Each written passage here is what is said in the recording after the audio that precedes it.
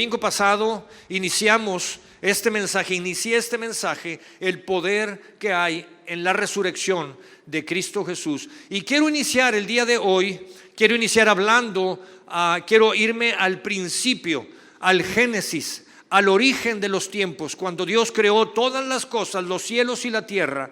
Y cuando Dios vio que todo era hermoso, Dios dijo: algo falta aquí.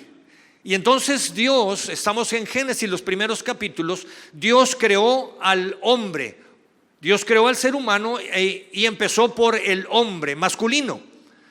Y cuando Dios lo crea, Dios lo pone en el jardín para que trabaje. Así es que, hombres que están aquí, levanten su mano los hombres. Sin miedo, hijo. Dios nos puso en el jardín y la primera tarea que nos dio es: trabaja, vas a trabajar. Y Dios nos empieza a dar instrucciones. Dios empieza a entregarnos instrucciones, y parte de las instrucciones que Dios nos da, toma al hombre masculino y le dice: Adán, hombre, la primera tarea que te voy a encomendar es: le vas a poner nombre a todos los animales. Dios crea de la tierra, dice Génesis, los primeros capítulos, Dios creó de la tierra todas las bestias del campo, salvajes, domésticas, aves de los cielos, peces en los mares. Creó todos los animales, los trae delante del hombre y le dice: te doy el privilegio de que tú le pongas nombre a cada uno de ellos. ¿Puedes imaginar eso? Eso significa que Dios puso una gran creatividad en ti, hombres y mujeres, lo cual nosotros tenemos ese privilegio de poder explotar cada día de nuestras vidas. Y dice la Biblia, dice las Escrituras, que así como Adán nombró a los animales, así se llaman hasta el día de hoy. Después que sucede esto, Dios termina de esto y Dios dice: algo me falta aquí. Creo que no es bueno que este hombre masculino esté solo. Creo que va a batallar con algunas cosas. Creo que va a batallar hasta para encontrar las cosas en la alacena. ¿Mujeres están de acuerdo conmigo? Hombres, tenemos que decir a las mujeres que no escondan también las cosas para que las encontremos más fácil. No sé por qué pasa eso. Y Dios crea a la mujer. Una mujer es algo hermoso. La pone a la mujer en un lugar de privilegio. Así es que, mujeres, siéntanse privilegiadas por Dios. Y voy a hacer un paréntesis. A Dios lo creó en el polvo de la tierra. Después lo puso en el huerto del Edén. A la mujer no la creó en el polvo de la tierra, la creó dentro del huerto del Edén. Te dio un trato especial y maravilloso. Así es que, mujer, tienes que creer en esto y tienes que tomar esto en tu vida. Lamentablemente, después el hombre y la mujer, momentos después, cometen pecado, caen en pecado. Ahora, Dios observa esto y quiero que pienses en esto. Lo primero que el hombre, el ser humano, hombre y mujer, lo primero que le expresan a Dios después de haber pecado, lo primero que le expresan a Dios es su temor. No le expresaron arrepentimiento. Lo primero que le expresa el hombre a Dios una vez que pecó es su temor. Quiero que me acompañes y vayamos a los primeros versos, los primeros capítulos, capítulo 3, Génesis capítulo 3. Y leo en el verso 9, dice: pero Dios el Señor llamó al hombre y le preguntó: ¿dónde estás? El hombre contestó: escuché que andabas por el jardín y tuve miedo, porque estoy desnudo, por eso me escondí. Qué lamentable que el ser humano, lo primero que exprese a Dios sea su temor.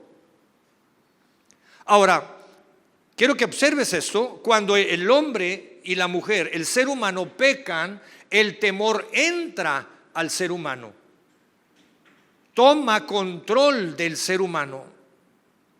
Por eso estamos en Génesis, Antiguo Testamento, Nuevo Testamento, José, María, papás de Jesús.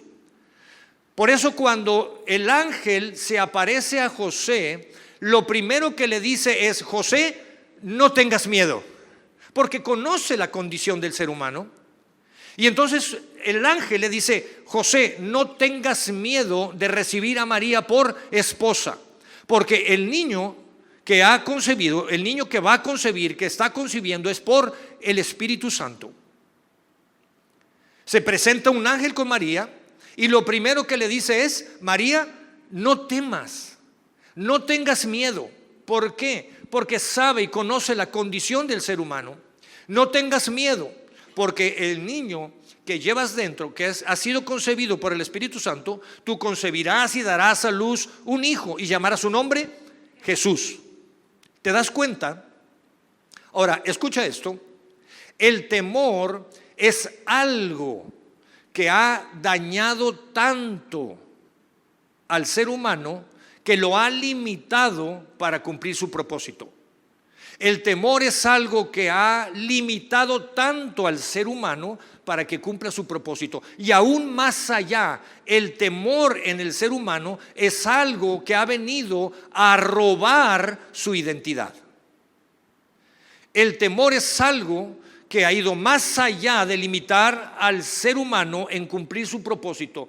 Ha buscado dañar, robar, golpear su identidad. Y eso es algo que no podemos permitir. Imagina por un momento que el ángel no se hubiera parecido a José y a María. ¿Qué hubiera pasado? Quizás se hubieran llenado de temor y quizá no se hubieran sentido dignos de eso, y eso hubiera afectado no solamente su identidad, sino el propósito que Dios tenía para ellos. Entonces, hay dos cosas importantes que tú tienes que saber. Lo primero, Dios ama, Dios anhela, Dios desea darte una identidad clara y definida. ¿Para qué? Porque de ahí nace propósito para tu vida y Dios te va a dar dirección. Dios ama, anhela, desea darte una identidad clara y definida porque te va a dar propósito y te va a dar dirección en tu vida. Identidad de hijo de Dios, identidad de hija de Dios. La palabra de Dios dice, refiriéndose a Jesús, que todo aquel que en Él cree, aquel que pueda confesar, que lo reconozca como el Hijo de Dios, le da el derecho de ser llamado su hijo.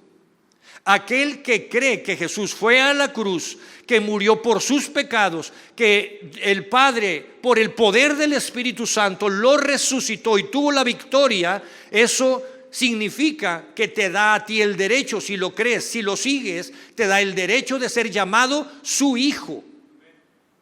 Lo segundo que tienes que saber es que el enemigo, Satanás, quiere robar tu identidad, quiere dañar tu identidad, golpear tu identidad para que no cumplas el propósito y para que no tengas dirección en tu vida, para que te sientas perdido, perdida, extraviada, sin rumbo, y no se cumpla tu propósito y llegues al grado en donde hay una crisis de identidad. ¿Soy o no soy? ¿O soy o me parezco? Y entonces vemos personas queriendo imitar a otras personas porque han perdido su identidad. Han querido llenar vacíos y huecos con otras formas que nunca podrán satisfacer su alma, la sed de su alma, de su espíritu. ¿Por qué? Porque ha sido robada, dañada, golpeada su identidad. Y quiero que pienses por un momento en esto. Quiero que pienses en esto. Lo primero que Satanás tentó a Jesús, en lo primero que tentó a Jesús para que cayera fue ¿en qué? En su identidad. La primera tentación que Jesús recibe es querer golpear su identidad. Jesús es guiado por el Espíritu Santo al desierto. ¿Para qué? Para que madurara su carácter. ¿Para qué? Para afirmar su identidad como hijo de Dios, como el Mesías, como el Maestro, como el Salvador del mundo. Y cuando está Jesús ahí en el desierto, está afirmando su identidad. Es el Espíritu Santo, es el poder que hay en Él, el poder del Espíritu Santo en Él. Y cuando Él está en ese proceso, inmediatamente viene Satanás y se presenta y le dice: si es cierto que eres el Hijo de Dios, convierte estas piedras en pan. Jesús dice, no, yo sé quién soy, tengo claro quién soy, tengo una identidad clara y definida, y eso me da propósito, y eso sé hacia dónde tengo que ir, tengo dirección en mi vida porque el Espíritu Santo está conmigo. Y entonces le responde ¿con qué? Le responde con la palabra. No solo de pan vivir el hombre, sino de toda palabra que sale de la boca de Dios. Bien, que sale de la boca de Dios. Escucha esto, la mayor tentación, estamos hablando de identidad, ¿ok? Estamos hablando de identidad. La mayor tentación que tú vas a recibir en tu vida para golpear la identidad es despertar en ti el deseo de querer hacer lo que quieres y no lo que necesitas, porque eso va a golpear tu identidad. Lo repito, la mayor tentación que vas a recibir con respecto a la identidad, a tu identidad, es despertar en ti el deseo de querer hacer lo que quieres y no lo que necesitas. Jesús fue guiado por el Espíritu Santo porque es lo que necesitaba para afirmar su identidad. Te lo voy a explicar en otras palabras. Si mi mamá desde la primaria, si mi mamá me hubiera preguntado, hijito, ¿quieres ir a la escuela? Nunca me hubiera graduado. Tengo que ser honesto. ¿Alguien puede ser honesto esta mañana? Si mi mamá me hubiera preguntado cada mañana desde niño, hijito, ¿quieres ir a la escuela? Nunca me hubiera graduado. Te lo pongo en otro ejemplo. Creo que todos nos hemos sentido enfermos alguna vez y has ido al médico. Y estás con el médico y te está preguntando y ya tú ves que está escribiendo una receta y de repente te entrega la receta y te dice, el tratamiento va a ser de 5 días. Y ves tremendas 5 inyecciones ahí. Aguja, calibre, te va a doler y vas a llorar. ¿Y quién le ha dicho al médico, y no me podrás dar mejor pastillas? ¿Sí? ¿Alguien le ha dicho eso al médico? No es lo que quieres, es lo que necesitas. No es lo que quieres, es lo que necesitas. Porque ceder a todo lo que quieres, cuando una persona, hombre, mujer, cuando estás en un momento vulnerable de tu vida y alguien viene y quiere solamente darte lo que tú quieres, te va a manipular. Por eso hay tanta manipulación a nivel de la sociedad, con las redes sociales. Por eso hay tanta manipulación sobre las personas, porque personas vulnerables, no con un carácter maduro, porque nos hemos enfocado, hemos seguido el deseo de lo que quiero y no lo que necesito necesariamente. ¿Te das cuenta? Entonces no se trata, tú tienes que buscar lo que tú necesitas. ¿Qué es lo que tú necesitas en tu vida? El Espíritu Santo llevó a Jesús al desierto. Me imagino que Jesús habría dicho, al desierto. Estoy empezando apenas el trabajo, estoy empezando el ministerio y me mandas por la ruta difícil, al desierto, a ayunar, 40 días sin comer, sin tomar agua. ¿De qué se trata, Dios? Pero es lo que necesitas, es lo que estás necesitando en tu vida. Yo quiero que puedas visualizar esa parte, que puedas visualizar el hecho de que no es lo que estás necesitando. Entonces Pablo escribe una carta y lo lleva, y Pablo empieza a escribir y empieza a decir, segunda carta a los Corintios, y leo en el capítulo 11, pero me temo que así como la serpiente con su astucia engañó a Eva, los pensamientos de ustedes sean desviados de un compromiso puro y sincero con Cristo. Pablo está diciendo, me preocupa como Eva fue engañada por la serpiente, ustedes también sean engañados. Ahora quiero decirte qué había pasado, porque Pablo escribe estas palabras, porque el engaño más grande desde el inicio de los tiempos fue con Adán y con Eva. La serpiente los engañó totalmente. ¿Recuerdas? Regresamos a Génesis, los primeros capítulos. La serpiente le dice a Eva, ¿y por qué no comes del fruto? Eva le dice, bueno, Dios nos dijo que podemos comer de todo esto, pero del árbol del bien y del mal, de la ciencia, no podemos comer de esto. Y la serpiente astutamente le dice, ¿y por qué no puedes comer de esto? Y la Biblia nos narra, puedes leerlo en los primeros capítulos de Génesis.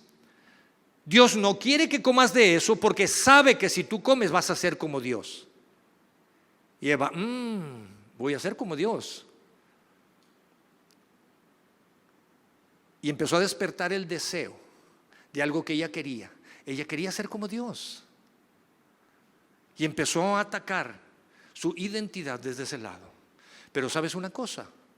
Eva ya era como Dios. Y Eva ni siquiera lo sabía. Eva ya era como Dios. No estoy diciendo que era Dios, era como Dios. Vamos, los primeros capítulos, Génesis. Vamos a leerlo, Génesis capítulo 1. Entonces Dios dijo, hagamos a los seres humanos a nuestra imagen, a nuestra semejanza. ¿Para qué? Para que ejerzan poder sobre los peces, las aves, los animales domésticos y salvajes, y sobre los reptiles. De modo que Dios creó a los seres humanos a su imagen, y a su imagen Dios los creó, y Dios los creó hombre y mujer. ¿Te das cuenta? La respuesta que Eva debe haber dicho es, yo ya soy como Dios.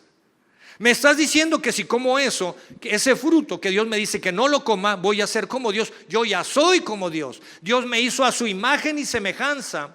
Ahora voy a aclarar este punto. Hemos predicado de esto, inclusive Eugenio ha profundizado en este tema.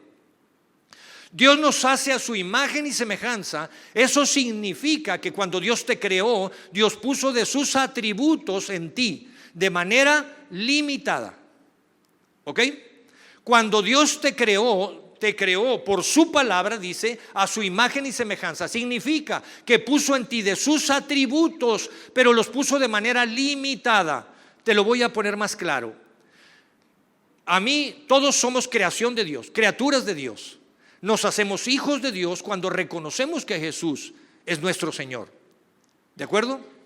Ahora, cuando Dios dice que Él me hizo, que Él me creó, y la misma Biblia dice que Dios es amor, a mí me creó el amor, porque Dios es amor. Y si a mí me creó el amor y me dio atributos limitados de Él, significa que yo tengo la capacidad de amar y ser amado. Limitadamente. Mi amor es limitado. Mi esposa puede ser testigo de ello. El amor de Dios es ilimitado, pero puso ese atributo en mí. ¿Por qué? Porque soy a su imagen y a su semejanza. Así es que, esposo, si estás con tu esposa, agárrale la mano y dile, te voy a amar con todo mi corazón. 1, 2. Eso, que no te dé miedo, no te va a hacer nada. No te va a hacer nada. Agárrale la mano y dile, te voy a amar con todo mi corazón. Dios te dio la capacidad de amar y ser amado. Entonces no puedes sacar la excusa de decir, es que yo así soy. Mírame, yo así soy. Así quieres ser. Dios te dio la capacidad porque puso sus atributos en ti, limitados. Porque no somos Dios. Nos hizo a su imagen y semejanza. Entonces, ¿cómo puede ser posible que el diablo viene y empieza a tentar? Satanás empieza a tentar a Eva, a decirle, vas a ser como Dios. Yo ya soy como Dios. Por eso te estoy diciendo que la mayor tentación que vas a recibir para que golpee tu identidad es querer despertar en ti el deseo de hacer lo que quieres hacer y no lo que tú necesitas hacer. Eso te va a llevar a madurar, ir a madurar, crecer, va a implicar hacer sacrificios, lo hemos dicho.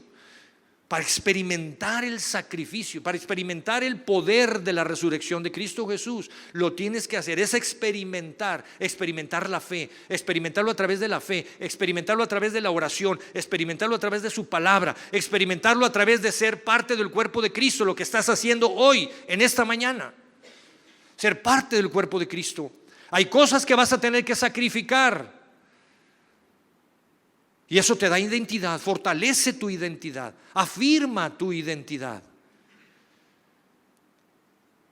No permitas que el enemigo te engañe con lo que Dios ya te dio. No permitas que el enemigo entre a tu vida, a tu matrimonio y te engañe. Es que mira, no, es que tú, aburrido ya, ¿cuántos años de casados? 32 años. No, mira, hay algo mejor fuera de ahí. Puedes tener una relación sexual fuera del matrimonio. Valora lo que Dios te ha dado. Valora, Dios ya te lo dio, te dio cosas maravillosas en el matrimonio. Jóvenes, el enemigo va a querer venir y engañarte. Relaciones sexuales fuera del matrimonio es algo deleitoso. Sí es deleitoso, pero en el matrimonio, en el orden de Dios, en los tiempos de Dios. Él te va a querer engañar. Mira, esto es especial, pruébalo. Dios ya te lo dio, solo espera el tiempo y el momento. Y lo vas a disfrutar de una manera que ni te lo imaginas. Amén. ¿Dónde están las esposas hoy? O los esposos tienen que echarle más ganas. ¿Te das cuenta? El enemigo va a querer golpear en tu identidad, porque si golpea tu identidad, le golpea tu propósito. Y si golpea tu propósito, te distrae del rumbo, te quita dirección. Tienes que afirmar tu identidad. Tienes que trabajar cada día en afirmar tu identidad. Mira, conocemos la historia de David. Me regreso al Antiguo Testamento y voy cerrando con esto. Me regreso al Antiguo Testamento. David, un jovencito. ¿Qué hacía en ese momento? Pastoreaba ovejas. Tenía algunas ovejas, cabras, chivas y las pastoreaba. Y mira lo que dice su palabra. Él estaba reinando en ese entonces a Saúl, el rey Saúl, gobernaba. Y este hombre, el rey Saúl, empezó a tener problemas de salud. Había un espíritu maligno que lo atormentaba. Venía este espíritu, lo atormentaba, sufría. Y hay un hombre, y quiero que vayamos al primer libro de Samuel y que leamos. Primero Samuel capítulo 16. Escucha esto, lee esto, ve esto. Entonces un siervo de Saúl le dijo a Saúl: uno de los hijos de Isaí de Belén tiene mucho talento para tocar el arpa. No solo eso, es un guerrero valiente, un hombre de guerra y de buen juicio. También es joven, bien parecido, y el Señor está con él, refiriéndose a David. Hay un joven fuerte, apuesto, valiente, guerrero, de buen juicio, es decir, es maduro en su carácter. Y además de eso, Dios está con él.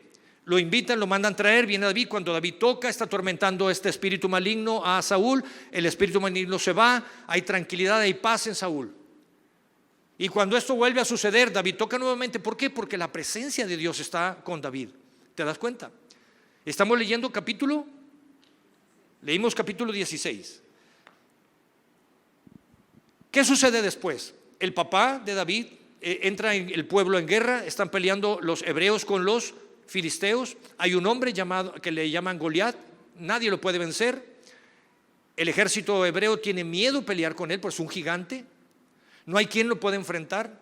El papá de David le dice: hijito, llévale el lonche a tus hermanos y de una vez me dices cómo están. Ve y tráeme un mensaje, cómo están. Llega a ese lugar, entrega el lonche y pregunta: ¿y aquí qué está pasando?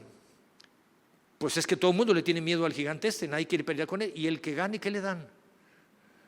Bien valentón David. Cuando va con sus hermanos dicen: ¿qué estás haciendo aquí? Si tenemos poquitas cabras y tú las dejas solas allá, regrésate para allá. Oye, es que yo quiero ver, el que le gane el gigante ese, ¿qué onda? Tú regrésate, chamaco mocoso, casi le dicen. Él, no estando satisfecho con eso, va con Saúl. Saúl estaba ahí y le dice: Saúl, yo le entro. Estoy parafraseando, yo le entro, yo peleo con él. Y Saúl: David, eres un chamaco. Él es un guerrero con experiencia, tú eres un chamaco. Hey, pero si apenas un capítulo atrás nos está narrando, yo tocaba, Dios, tú sabes que Dios está conmigo. Yo tocaba y ese espíritu maligno se iba. Tú eres testigo. Aún así lo estaba despreciando Saúl. Lo convence y finalmente va al frente para pelear con Goliat. Y cuando se presenta con Goliat, Goliat le dice: ¿acaso crees que yo soy perro para que vengas conmigo con palos? Y Goliat lo menosprecia. lo menosprecian sus hermanos, lo menosprecia Saúl, lo menosprecia el enemigo. Eso golpea tu identidad. Eso golpea tu identidad. Ese es un golpe directo a tu identidad. Pero David se mantuvo firme. Se mantuvo firme. Y él dijo: yo no vengo a pelear en mis fuerzas. Yo vengo a pelear en el nombre del Dios de los cielos. Y en el nombre del Dios de los cielos, en el nombre del Dios Todopoderoso, yo te voy a vencer. El enemigo quiere golpear tu identidad porque pierde propósito. El propósito de Dios para David era ser rey, que gobernara. Y no solamente eso, en su linaje nacería Jesús. ¿Te das cuenta? Todo el propósito que hay, la dirección que hay. ¿Cuántas cosas hay en tu vida que Dios tiene guardadas para ti, que a lo mejor todavía ni te imaginas? Pero el enemigo quiere golpear tu identidad, quiere golpear tu propósito y que pierdas dirección y rumbo en la vida. Conocemos la historia. David gana y triunfa. Ahora, ¿cómo supo David? ¿Cómo es que David pudo mantener esa fortaleza? ¿Cómo es que David pudo mantener esas fuerzas? ¿Cómo es que David pudo trabajar en mantener firme su identidad? Porque pasaba tiempo con Dios. Y es lo que te he dicho, esto se hace a través de experimentar la fe, experimentar la oración, experimentar su palabra, experimentar el venir, cantar con la iglesia, con la familia de Dios, el cuerpo de Cristo, adorarlo. David era un adorador. ¿Sabes que la mayoría de los salmos en la Biblia los compuso David? Los escribió David. ¿Sabes qué significa la palabra salmo? Canto de alabanza. La mayoría de ellos son canciones que David componía mientras estaba en el campo. Componía y le cantaba a Dios, pasaba tiempo con Dios, orando con Dios, adorando a Dios. Esa comunión, ese tiempo, no religiosamente, pero buscando tener tiempo íntimo con Dios. Afirma identidad. Va a afirmar tu identidad. Fue lo que hizo Jesús. Jesús pasaba tiempo en oración. Por eso fue al desierto, afirmar su identidad, afirmar el propósito, clarificar el propósito que Dios tiene para ti. Te va a fortalecer, te va a dar dirección en tu vida. No todas las cosas fueron fáciles para David. Se equivocó, cometió errores, pecó, se arrepintió delante de Dios. Dios le dio de su gracia y lo levantó nuevamente. Años después pasó una de las cosas creo que más difíciles que pueda experimentar un padre. David tuvo varios hijos. Su hijo mayor Absalón tuvo otro hijo llamado Salomón. Y por instrucciones de Dios el reinado lo iba a pasar a su hijo Salomón, no a Absalón el mayor. Absalón se enojó tanto que se levantó en contra de su padre David. Se levantó en contra del gobierno. Empezó a querer gobernar de manera ilícita. Y es más, terminó persiguiendo a su padre para matarlo. ¿Cuáles crees que eran los sentimientos de David? Mi propio hijo persiguiéndome para matarme porque está poniendo por encima de todas las cosas algo personal, querer ser rey a fuerza. ¿Es lo que quiero, no lo que necesito? Y a costa de lo que sea, si eso implica matar a mi padre, lo mataré. David tiene que salir huyendo, se esconde.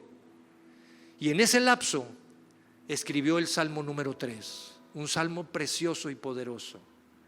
Un salmo que habla de cómo el auxilio de Dios viene a él. Un salmo que te pido, léelo en tu casa, el Salmo número 3. Y ahí dice: aunque se levanten miles de personas en contra mía, yo busco tu rostro, Dios, y sé que tú me vas a respaldar. Tú eres mi escudo y mi fortaleza. Tú eres mi torre fuerte. No hay nada fuera de ti. Confío plenamente en ti, con mi identidad clara, identidad de hijo de Dios, identidad de hijo de Dios. Podrán estar pasando muchas cosas, pero tengo fe. Creo, mi fe está activa, se está activando mi fe. Orando delante de Dios, creyendo en las palabras que Dios le había dado a David. Identidad. Una de las cosas, uno de los impactos más negativos que nuestra sociedad ha sufrido hoy, en las últimas 2 décadas, es pérdida de identidad. Pérdida de identidad en lo individual, en lo personal. Pérdida de identidad en la familia ha perdido identidad. Pérdida de identidad como sociedad. Si hay algo que el enemigo le da miedo, es que tú tengas una identidad clara y definida como hijo de Dios, como hija de Dios. Porque Él sabe que no pudo con eso, con Jesús. Porque Él sabe que no pudo con Jesús. Y si tú eres imagen y semejanza de Él, y tú tienes una identidad clara y definida como hija de Dios, como hijo de Dios, Él no va a poder contigo. Él no va a poder contigo. Así es que abre tu vida. Abre tu vida. Vuelvo a lo mismo. Hay poder en la resurrección de Cristo Jesús. Hay poder, pero hay que experimentarlo. Lo experimento el poder que lo levantó de los muertos. Es la presencia del Espíritu Santo. Deja que el Espíritu Santo obre en ti. Deja que afirme tu identidad de hija, de hijo de Dios. ¿Cómo puedo ser hija o hijo de Dios? Si tú abres tu corazón a Él. Si tú le dices: Jesús, yo reconozco que eres hijo de Dios.